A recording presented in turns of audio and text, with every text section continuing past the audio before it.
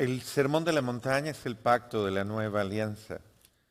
Y es la nueva alianza que, eh, como dice Jesús, yo no he venido a abolir la ley, sino a que se cumpla. O sea, ella es la que le da sentido al espíritu de la alianza con Dios. Es la alianza que lleva a la plenitud. Es la alianza que realiza el pacto de Dios con los hombres.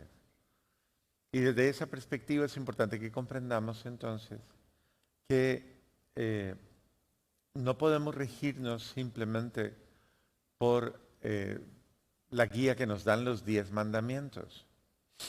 Si bien los 10 mandamientos señalan un mínimo, y realmente no son un no negativo, pero señalan, le ponen un límite al ser humano en cuanto a que nos enseñan que al ser humano hay que ponerle límites, hay que ponerle, de alguna manera, es humano. El hecho de poner los límites es una manera de regir al ser humano, regir la conducta humana, enseñar al ser humano a ser humano y a que no pierda su humanidad. Entonces, dentro de esa perspectiva, hay que dar unos criterios. Los 10 mandamientos son criterios de vida y son criterios de relación, de interacción. En la vida, lo sabemos y funcionamos como personas conscientes y responsables que para poder tener una convivencia y una convivencia armónica y una convivencia sana, todos debemos estar muy de acuerdo a los criterios propios de nuestra vida, esos criterios de convivencia. Y en esos criterios de convivencia se dan, muchas veces se dan, no digamos mandatos de una manera directa, se dan acuerdos. Y ese tipo de acuerdos, de alguna forma, en la vida familiar, en la vida de relación, son acuerdos que básicamente se dan por respeto a la persona, por respeto a la dignidad de la persona. Y entonces por eso Dios pide que se respeten esos acuerdos, o sea, porque es lo mínimo. Y es como para uno tenerlo claro. Y esos acuerdos son referentes de vida. Eso es lo que hacen los mandamientos. Ser referentes de conducta, referentes de conciencia, por los cuales yo sé cómo debo moverme. Y por eso, si vamos a los 10 mandamientos, sabemos que hay 3 dedicados a Dios completamente y 7 restantes dedicados a la convivencia entre nosotros. Y que es importante tenerlos en cuenta porque ellos como tal están dando una pauta de armonía y están diciendo, si tú haces esto, vas a tener armonía con Dios y armonía con el prójimo. Jesús nuestro Señor sintetizó esos 10 mandamientos en 2 mandamientos. Pero al sintetizarlos no los anuló, sino que al contrario, los simplificó para que comprendiéramos claramente cuáles son las prioridades, ¿no? Y para que no nos fuéramos por las ramas. Una de las cosas que hicieron los judíos fue que reglamentaron los mandamientos y sacaron 613 preceptos. Preceptos que fueron acomodando y con los cuales Jesús no caminó y por eso Jesús les tuvo que decir, eso que ustedes dicen, que hagan esto y que si hacen esto y entonces en estas circunstancias anulan el precepto y por eso les echa en cara ciertos preceptos que habían montado sobre, por ejemplo, la manutención de los papás y todo este tipo de cosas. Pero entonces, esos preceptos como tal generaron demasiada, podríamos decir, inconsistencia en la vivencia de los mandamientos. Entonces Jesús dijo, no, yo vengo a planificarlo todo. Yo vengo a hacer las cosas nuevas. Entonces simplificó, dijo, el amor a Dios no quiere decir que Jesús anuló los 10 mandamientos. No los anuló, pero le dio esencia, ¿no? Entonces dijo, primero el amor a Dios y el amor al prójimo. Pero eso no se queda en un no harás esto, no debes hacer esto. Entonces, no se queda simplemente en no robarás o en el no mentirás o en el no codiciarás o en el no injuriarás o en el no. no se queda solamente en un no como tal, sino que se desarrolla mucho más profundamente en una dinámica un poco más, eh, podríamos decir, de perfección, de camino de perfección. Porque dice claramente que Jesús viene a restaurarlo y a renovarlo todo, pero viene a dar un espíritu nuevo. Y ese espíritu nuevo es el espíritu de la bienaventuranza. Entonces, los 10 mandamientos regularmente la gente dice, es que yo cumplo los mandamientos. Y sacaron la frase esa que dice, no cumplo y miento. ¿No? Entonces, si la gente cumple, pero miente en muchas ocasiones, porque acomodamos las circunstancias. Por ejemplo, nosotros en la práctica de vida tenemos cositas como eh, para anular uno de los mandamientos. Decimos, pero eso no es pecado, son mentiras piadosas. Y las mentiras piadosas no son pecado. ¿Son pecado o no son pecado? ¿Sí son pecado? ¿Y las usamos o no las usamos? Ajá. Entonces, pero suavizamos la conciencia, ¿no? No es tan grave, ¿no? No es tan grave. Y así sucesivamente, ¿no? Vamos suavizando la cosa y vamos justificando muchas acciones con las cuales eh, ofendemos a Dios y ofendemos al prójimo. Una de ellas, reemplazamos el amor a Dios por otro tipo de cosas. Y decimos, no, yo sí amo a Dios, pero... O yo sí guardo el día de guarda, pero... Y el Señor va diciendo, bueno, pero es que el día de guarda te pones a pelear. El día de guarda es el día que más mal geniado anda. El día de guarda es el día que menos caridad obras. Bendito sea Dios. Entonces el Señor no quiere que vivamos a ras, ¿no? Hay gente que vive en el mínimo. Y de hecho se lo dicen a uno, Padre, yo me esfuerzo. Padre, usted no se imagina cuánto. Yo me aguanto, Padre. Yo de verdad, a mí me cuesta, Padre, pero yo hago el deber. Padre, yo lo hago. Y yo lucho, Padre, y yo hago. Y yo digo, bendito sea Dios, le va a dar una hernia de tanta fuerza que tiene que hacer para él. Pero es la ley de lo mínimo, ¿no? O sea, yo me aguanto, estoy en el filo. Mucha gente está en el filo, pero no profundiza. Y el Señor no quiere que estemos en el filo. Por eso nos dio la bienaventuranzas que implica la plenitud. No el me aguanto, sino el dichoso, feliz.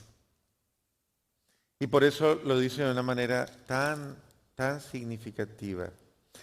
Felices los humildes, o sea, los pobres en el espíritu, los sencillos. Felices los humildes, felices los que no se creen más que los demás, felices los que no viven según su carne, según su ego, felices los pobres en el espíritu, felices los que saben de verdad no vivir con ataduras, con, ay, me miró, no me miró, me dijo, no me dijo, me hizo, no me hizo, wow, porque los demás viven enredados. Entonces, felices los que no se enredan en nada, felices. Dichosos. Y claro, no lo dice, lo está diciendo, es la bienaventuranza. ¡Ey, goces en esta dimensión! Disfrute esta dimensión. No la aguante, no la disfrútela. Muy bien. Dichosos los que lloran porque serán consolados. Y el sentido del dolor temporal. Dichosos los que lloran porque aun cuando tenemos una temporalidad que pasa, aun cuando las circunstancias del día presente, del tiempo presente, ellas pasan, todo pasa. Los males pasan, todos los males son pasajeros. Y aunque a veces nos arranquen, sí, dolor, lágrimas, lo que sea, pero todo eso pasa. El único que no pasa es Dios. Dichosos los que saben pasar los momentos difíciles sin perder su fortaleza, sin perder su fe, sin perder su confianza. Otra, dichosos los sufridos, es decir, los que muchas veces son víctimas de la injusticia de sus hermanos, de la injusticia de los demás, del del maltrato, de absolutamente muchas cosas que sí, ciertamente y lastimosa y dolorosamente eh, padecen en unidad con Cristo, porque Cristo es el sufrido. Este no es un sufrido de, ay, pobrecito, pobre. No es el sufrido, no, no, este es un tipo de sufrimiento victimal. Y hay muchos víctimas de la realidad humana, víctimas del desamor, víctimas de la violencia humana, víctimas de la tiranía humana. Y él dice, dichosos esos porque ellos heredarán la tierra, o sea, heredarán el paraíso, heredarán el cielo, heredarán verdaderamente. Y es una forma de ir diciendo la compensación que tienen, pero es mucho más que eso. Es el sentido de la grandeza de Dios. Dice, tengo reservado para ellos bendiciones inimaginables. Y otro, dichosos los que tienen hambre y sed de justicia. Y entonces no entramos en el lenguaje de, ay, dichoso yo que tengo ganas de vengarme. O dichoso yo que tengo ganas de hacer esto. O dichoso, no, ese no es el sentido. Los que tienen hambre y sed de justicia, sí. La justicia es la santidad. En el lenguaje de Dios, lo justo es lo santo. No es la justicia de los hombres que es, yo te doy, ¿cómo es que es?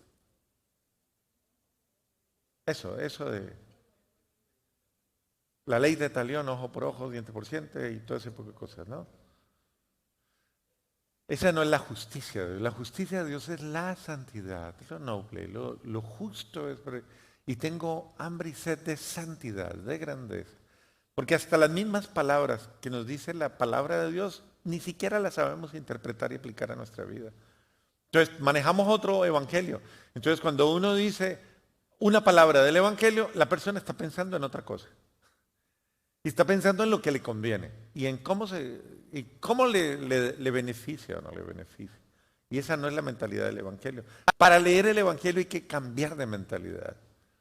Y hay que comprender entonces la mentalidad de Cristo, no la nuestra conveniente. Finalmente, dichosos los misericordiosos. ¿Quién entiende la misericordia? Solo el que es misericordioso, el que aprende a descubrir la misericordia, el que descubre el inmenso amor de Dios, el amor incomparable de un Dios que tiene todas las disposiciones para salvarme, a pesar de que yo me quiera condenar. Pero Él tiene todas las disposiciones para salvarme. Eso es ser misericordioso, tener disposición para saber esperar, saber luchar por esa alma para que no se condene. Eso es misericordioso. Y saber perdonar, olvidar, comprender, todas las virtudes que debe tener una persona que sabe amar. Dichosos los limpios de corazón. ¿Y qué es la limpieza de corazón? No es simplemente abstenerme no es verdad, es gozarme gozarme de verdad en la inocencia, gozarme, disfrutar la inocencia, disfrutar el sentido mismo de la nobleza de pensamiento, de sentimiento, de todo. Es un espíritu de grandeza. Es la inocencia como el inocente que en ningún momento profanó lo sacro de Dios. Es vivir en esa inocencia de Dios. El mundo de hoy lo profana todo, lastimosamente, y lo llena de malicia todo. Y por eso roba la inocencia, incluso hasta es un ataque constante y una guerra constante contra los inocentes.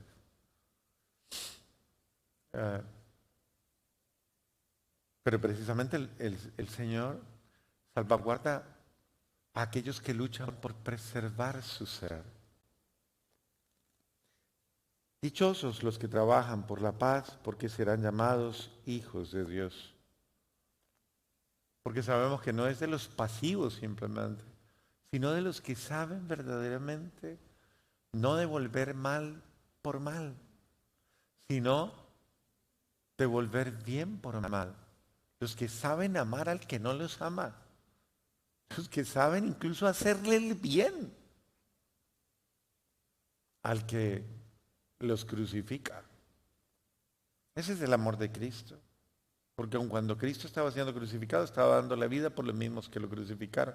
Si alguno de ellos reaccionó, pidió perdón y se acogió a Cristo, se salvó. Como el buen ladrón, Dimas.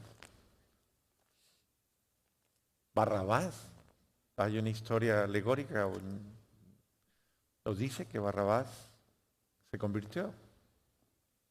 Y así sucesivamente. Longinos, el que le atravesó el costado y llegó a ser San Longinos. Nicodemo, quien tenía miedo a verlo públicamente y por eso lo buscaba de noche. Y así sucesivamente. Si alguno reaccionó y se convirtió y acogió a Cristo, Pablo, que perseguía a los cristianos y los martirizaba. Si alguno reacciona y se convierte, dichoso, porque la sangre de Cristo no es en vano, no cayó, sino que te salva. La sangre de Cristo te restaura. Y esa es la puerta de la esperanza. Entonces, dichosos ustedes y alégrense y salten de contento, porque el premio será grande en el reino de los cielos, puesto que de esta misma manera persiguieron a sus padres a los profetas. Entonces el sentido de cambio de mentalidad y aprende a encontrar la alegría en un mundo que no entiende, no sabe cómo ser feliz. Un mundo que no sabe cómo.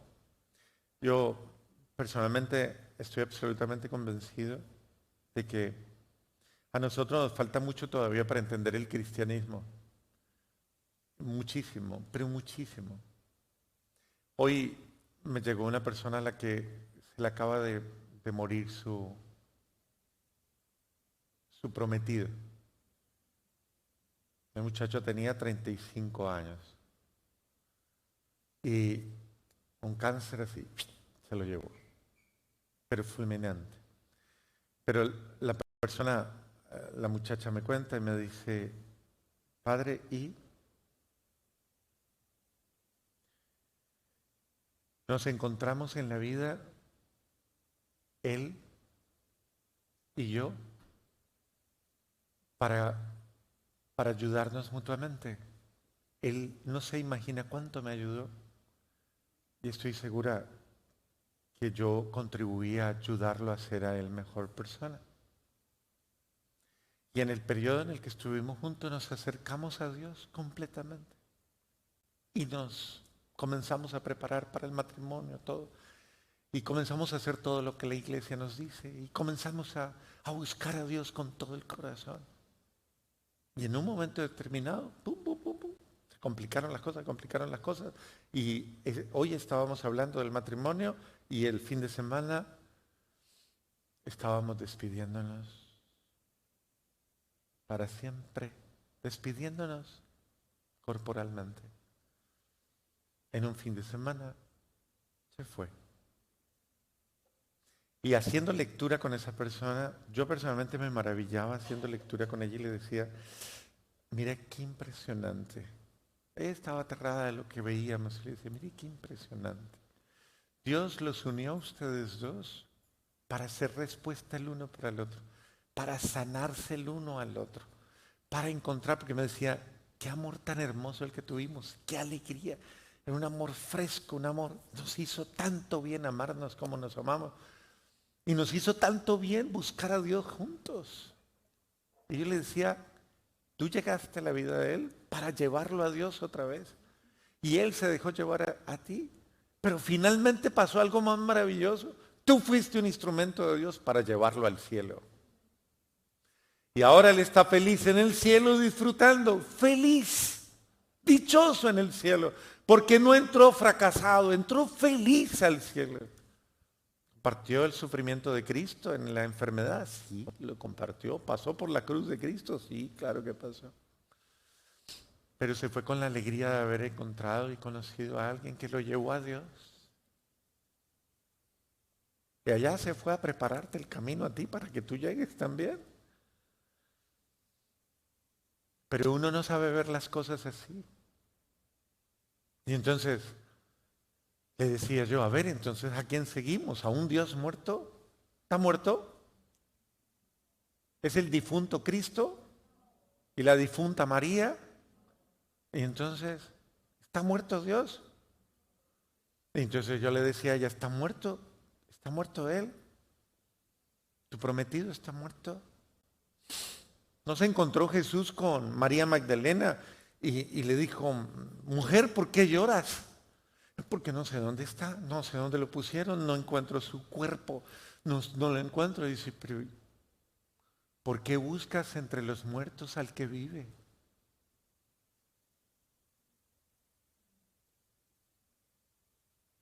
Ya no está muerto, ha resucitado. ¿Eso es verdad o es mentira? ¿Resucitó o no resucitó?